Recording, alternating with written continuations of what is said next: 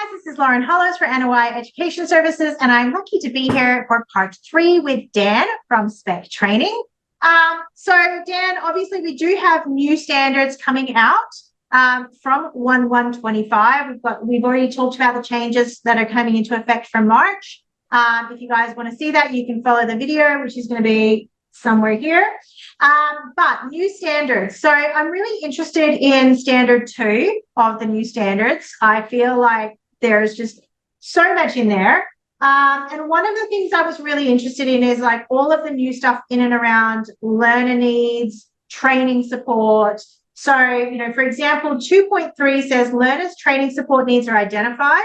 Learners are provided with access to necessary support services to undertake training and assessment.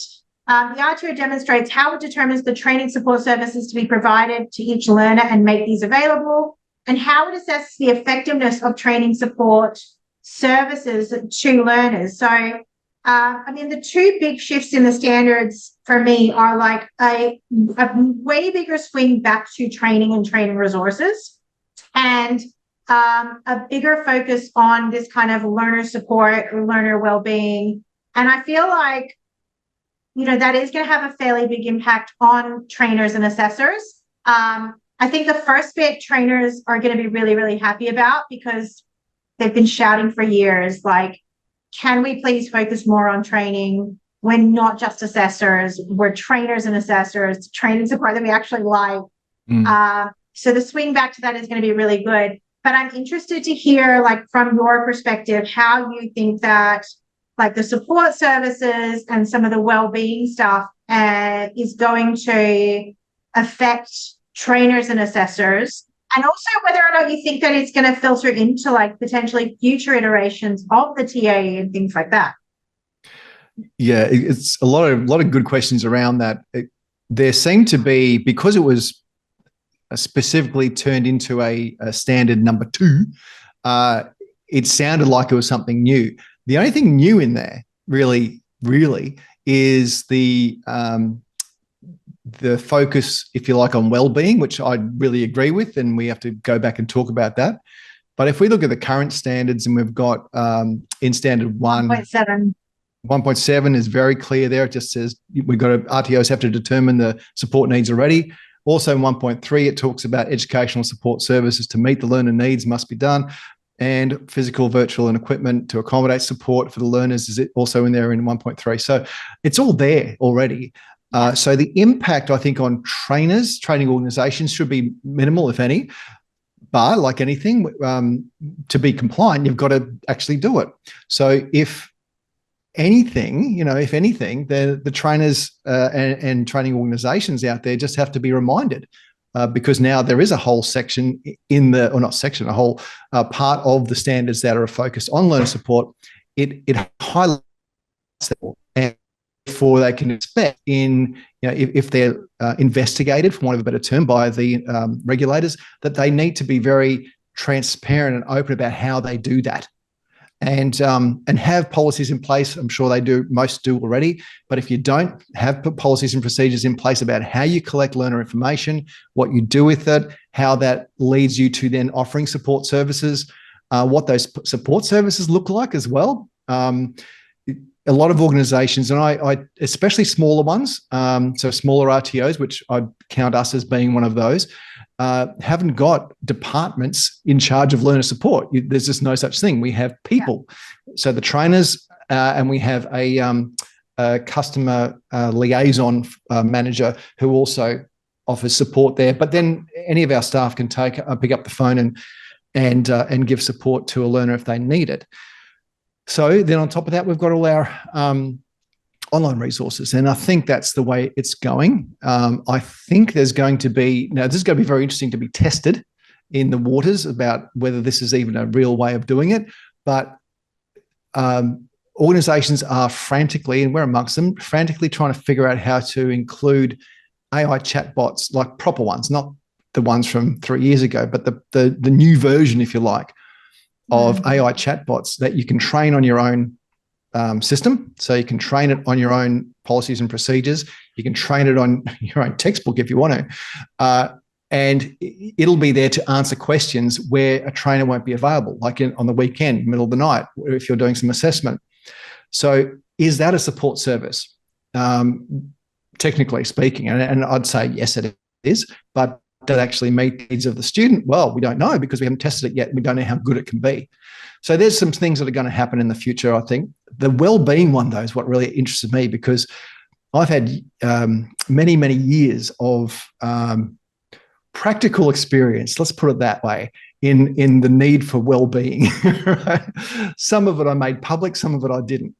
But well-being means you're not put into a position as a learner where you cannot cope with that position.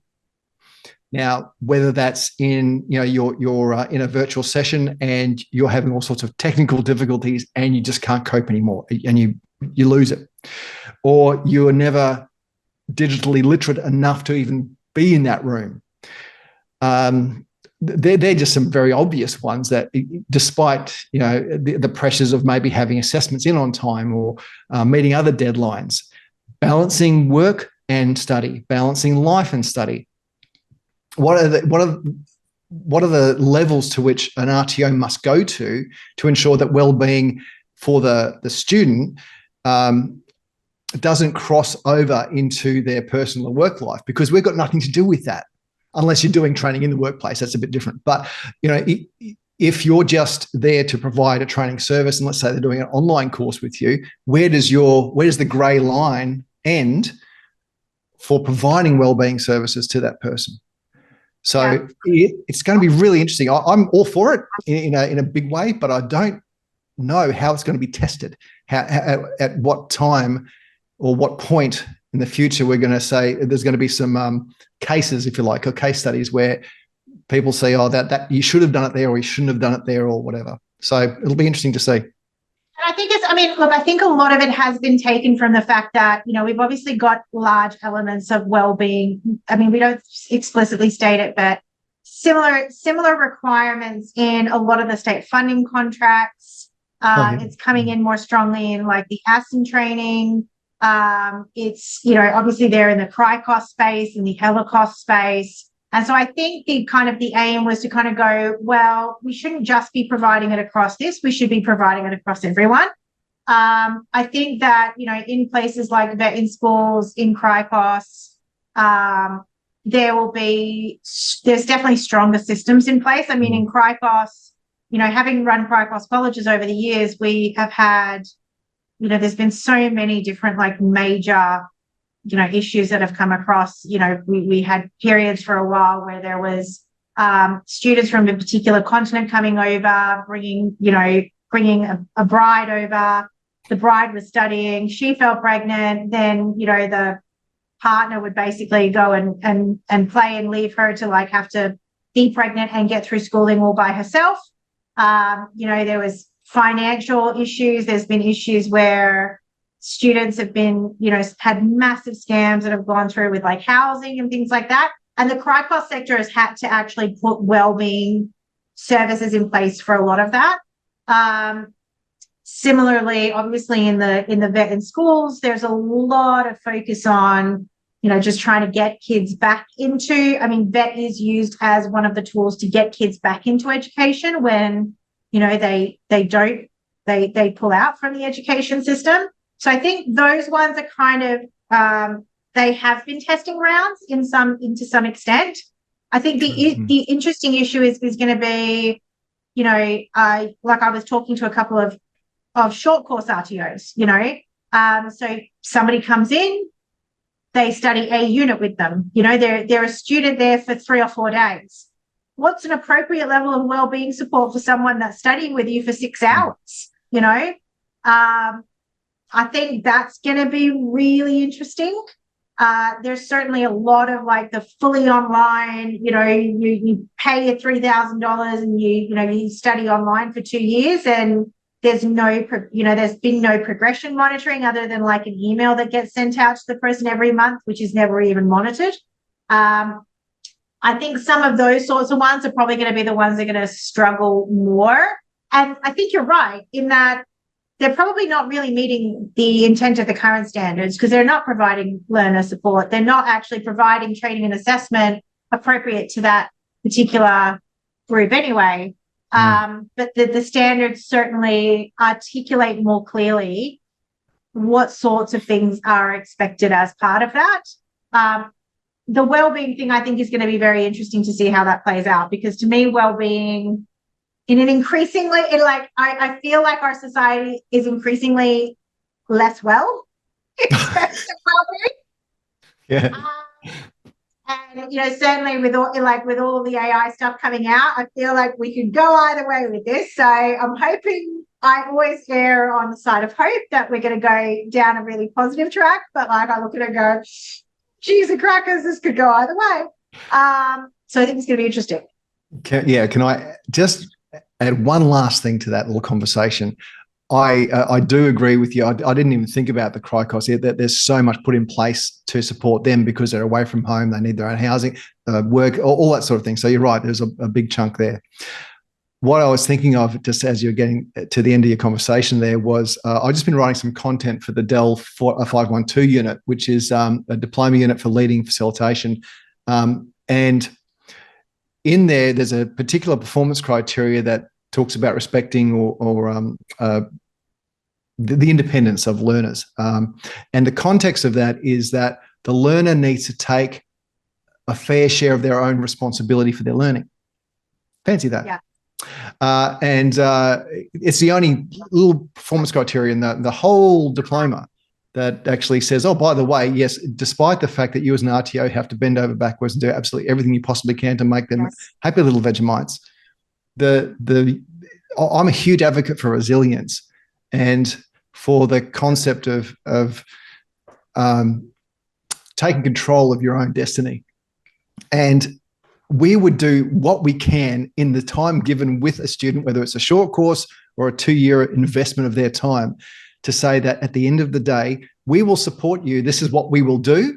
But if you fail to get back to us for 3 months of us trying to leave messages, this is where you've got to pick up your end of the bargain and say you've paid for a qualification or you've paid half of it or whatever you've done. Are you undertaking this learning for you or for someone else, in which case you're not as committed? Where's your motivation?